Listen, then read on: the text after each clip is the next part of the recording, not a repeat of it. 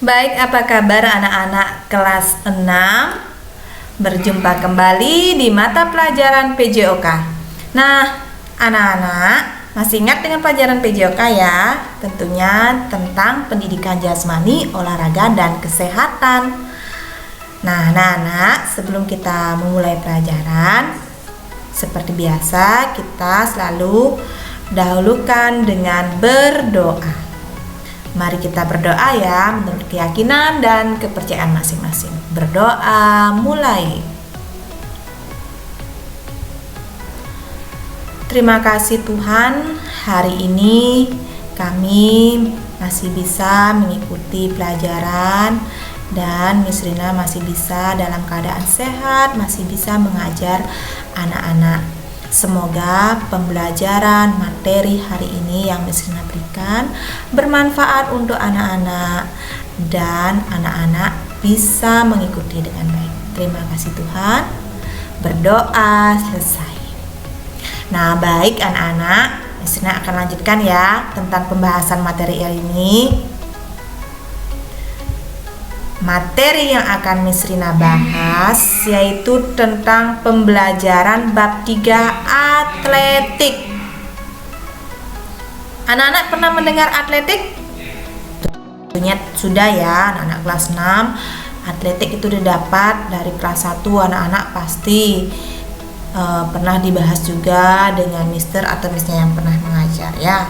Ada mata pelajaran atletik di bab 3 modul pembelajaran 3. Nah, silakan siapkan bukunya ya. Nah, adapun tujuan pembelajaran dari matematik hari ini adalah yang pertama, siswa itu dapat memahami macam-macam cabang olahraga atletik. Terus tujuan yang kedua, siswa dapat mempraktekkan salah satu teknik cabang olahraga atletik.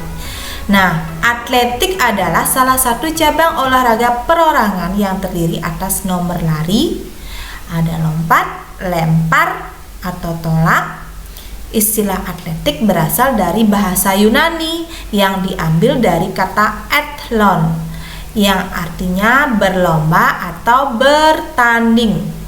Itu atletik. Nah, atletik merupakan olahraga tertua ya anak-anak. Nah, sekarang Miss Rina akan lanjutkan dengan sejarahnya ya.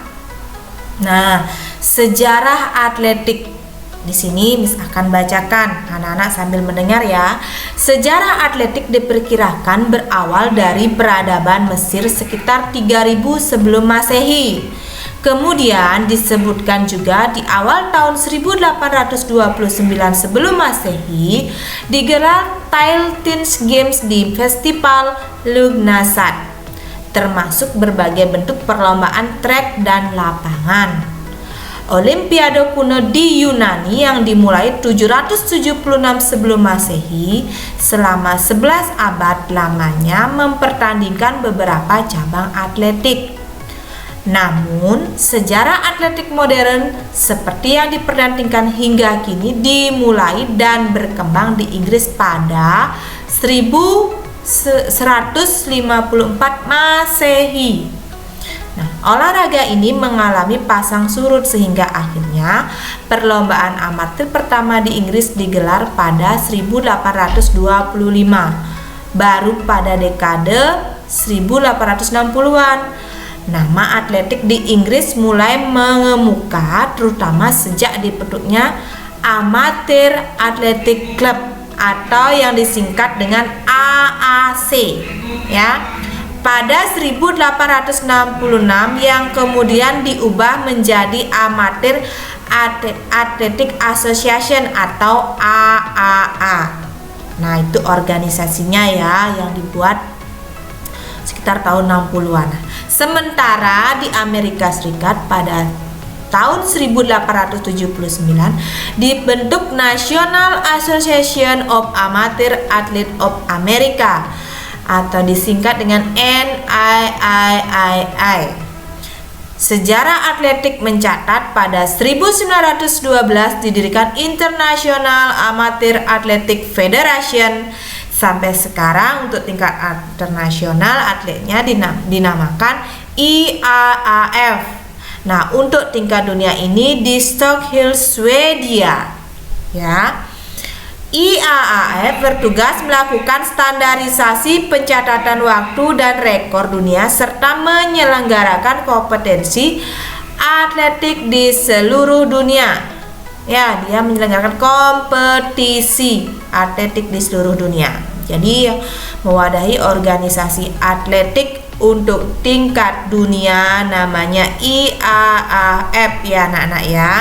Sementara sejarah atletik di Indonesia berkumpul atletik pertama kali berdiri pada 3 September 1950 di Semarang. Nah, sekarang perkumpulan tersebut bernama Persatuan Atletik Seluruh Indonesia yang disingkat dengan PASI atau PASI. Nah, jauh sebelumnya, klub-klub atletik telah berdiri sejak masa pemerintahan Hindia Belanda di beberapa kota besar di Pulau Jawa.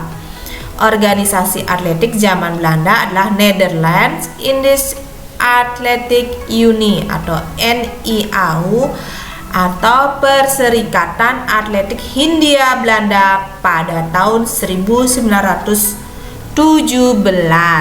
Nah, sekarang anak-anak harus bisa mengingat, jadi organisasi dunia yang sekarang itu masih tetap namanya IAAF ya, internasional. Ini ya, IA International Amateur Athletic Federation ya. Sedangkan kalau PASI yang di Indonesia ya, yang mewadahi atletik itu namanya yang singkat PASI ya, kepanjangan Persatuan Atletik Seluruh Indonesia. Nah, itu anak-anak ya. Dan di dalam olahraga atletik ada pun cabang-cabang olahraganya. Ya, seperti apa? Nah, anak-anak coba perhatikan. Cabang olahraga atletik ada olahraga jalan ya. Terus lari. Nah, untuk nomor jalan dulu anak-anak ya. Untuk nomor jalan itu dengan jarak 5 km, 10 km, 20 km dan 50 km. Nah, untuk nomor lari dalam atletik terdiri dari lari jarak pendek. Ya, lari jarak pendek itu disebut dengan sprint dengan jarak 100 meter, 200 meter dan 400 meter. Nah, Miss Rina tambahkan juga ada jarak pendek 80 meter yang biasanya untuk tingkat sekolah dasar, anak-anak ya. Sedangkan untuk lari jarak menengah 800 meter dan 1500 meter. Itu untuk jarak menengah. Sedangkan jarak jauh 3000 meter, 5000 meter dan 10 meter dan ada namanya lari maraton. Dan ditambah dalam nomor lari itu lari gawang 100 meter, 110 meter dan 400 meter serta lari balang rintang 3000 meter. Itu jenis-jenis lari. Nah, sedangkan di nomor lempar ada namanya lempar lembing, lempar cakram, martil dan tolak peluru. Itu dalam cabang olahraga lempar dalam atletik. Sedangkan yang terakhir ada nomor lompat. Ada namanya lompat jauh, lompat jangkit, lompat tinggi dan lompat galah. Nah, itu anak-anak ya, cabang-cabang dalam olahraga atletik. Nah, pada cabang olahraga lari, seorang atlet lari cepat atau lari pendek ya disebut dengan namanya sprinter. Sedangkan lari jarak pendek atau jarak dekat itu namanya sprint. Orangnya yang lari namanya sprinter. Nah, baik anak-anak, yang akan kita bahas hari ini yaitu tentang teknik daripada start untuk lari ya, pada nomor lari. Nah, anak-anak saksikan ya. Miss Rina lanjutkan dengan video praktek langsung yang akan dibahas hari ini.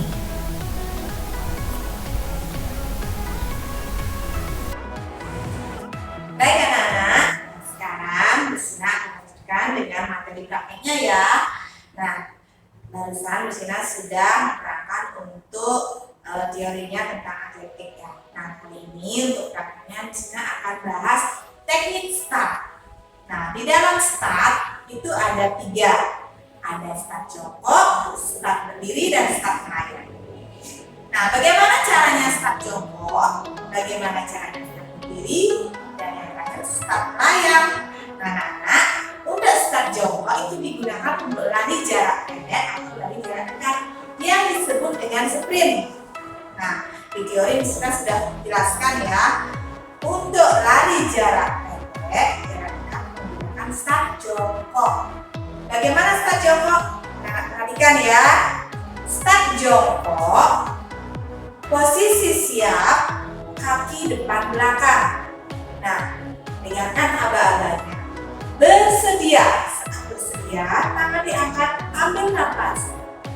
Langsung anak-anak turun. Ya, tangan kalian dirapatkan ya, satu ibu jari melepas dari keempat jari. Berada di samping kaki dengan satu lutut, jaraknya satu jempol dari tumit kaki kiri. Ya, aba-aba siap. Ya, satu kaki lurus, pandangan ke depan. Dan terakhir, aba-aba ya, posisi lari. Sudah ulang sekali lagi ya, start jongkok. Bersedia,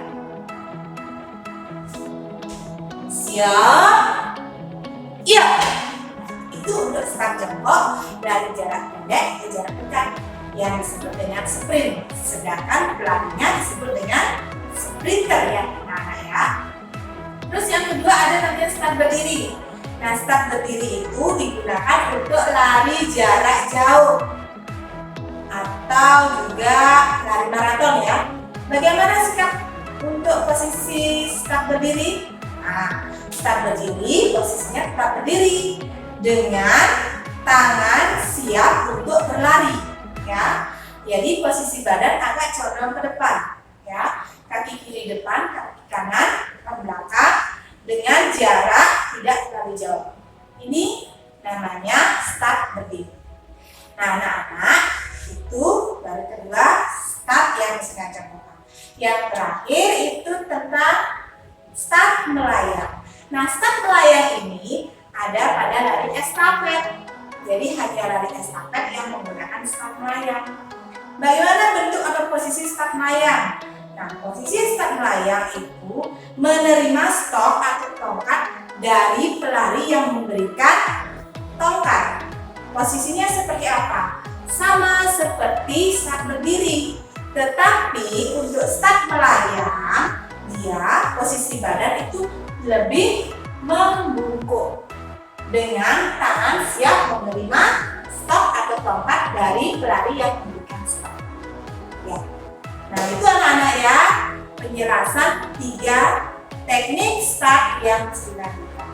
Nah, sekarang anak-anak cobalah di rumah bagaimana teknik start yang sudah dilakukan. Nah, jadi tugas kalian mempraktekkan start itu ya, bisa praktekkan start jongkok, bisa praktekkan start berdiri, bisa praktekkan start melayang. Bagaimana anak-anak? Sudah paham kan? Nah, bila belum paham, silakan di mobil juga dibaca dan bisa tanya ke Miss Rina ya. Nah, untuk video pembelajaran kali ini bisa cukupkan. Untuk mengakhiri pembelajaran kali ini, mari kita tutup dengan doa ya. Ambil sikap berdoa untuk kebahagiaan dan keyakinan masing-masing. Berdoa mulai. Terima kasih Tuhan untuk pembelajaran kali ini. Semoga materi yang disampaikan bermanfaat untuk anak-anak. Berdoa sukses.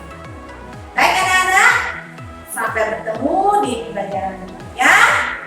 Salam olahraga, salam sehat. Tetap semangat belajar ya. Sampai jumpa.